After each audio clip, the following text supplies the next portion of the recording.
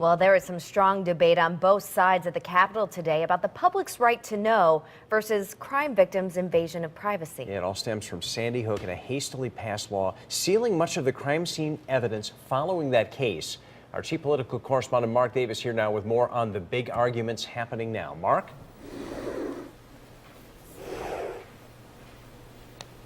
Hi, Darren and Ann. Good evening, everyone from the Hartford newsroom. Yeah, this 17-member task force is finding it very, very difficult to come to a consensus on how the state should change the state's Freedom of Information Act.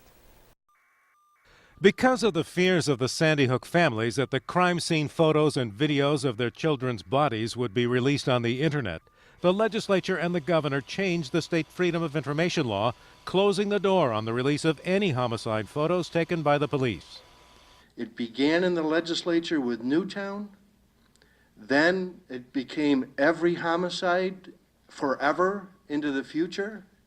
Representatives of the news media, victim advocates, the criminal justice system, and lawmakers clashed today on how the legislature should act on the issue in the next session.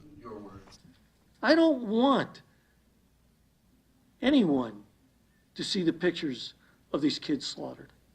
We're shutting down information that needs to be available so a society can make decisions about how we live.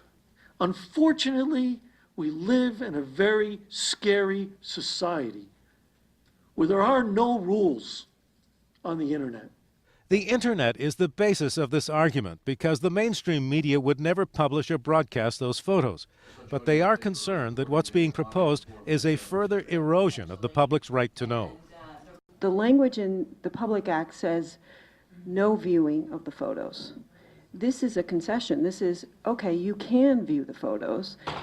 Under the task force proposal, the media and members of the public would be able to make an appointment and view the photos, but make no copies. The chief state's attorney wants to include 911 recordings if someone is calling during an actual assault. Is no different really than the visual photograph of the depicting the condition of the body of a murder victim or an assault victim.